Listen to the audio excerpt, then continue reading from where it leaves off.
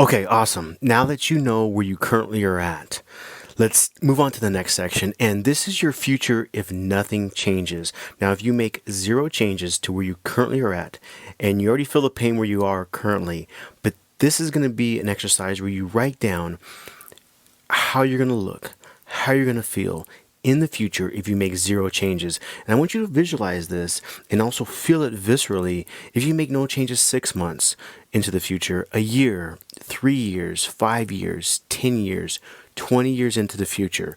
I want you to imagine you're carrying this pain and weight into the future and having it compound. What do you look like? How do you interact with the world? I mean, what is your posture like? Are you powerful or are you weak?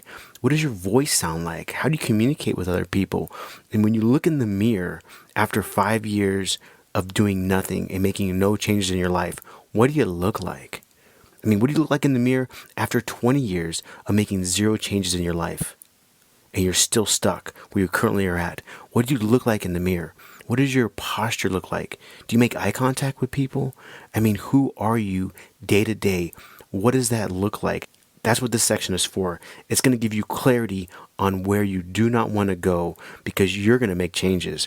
You're not going to see this example of this weak, timid, feeble person. When I did this exercise a few years back, it was really eye-opening for me because I started to compound this pain I was currently feeling at my previous job. And I was taking it even 1 year out. I mean, I saw myself getting very small and weak. And you should have seen my posture by the end of year 5.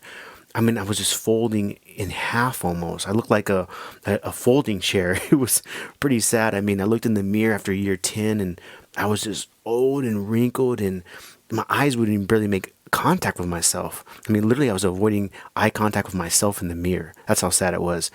And their eyes were bloodshot and I was worn out and I spoke very soft and timid and, my eyes were down. I wouldn't even look people in the eye. And it was just a sad state where I was just always bitter and angry and my self-talk was always blaming other people and it was just one of the saddest things you could ever imagine. And I'd really feel it viscerally. So I had this clear, vivid image of where I did not want to go.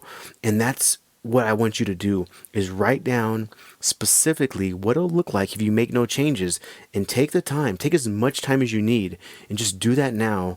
And we'll catch up with the next section.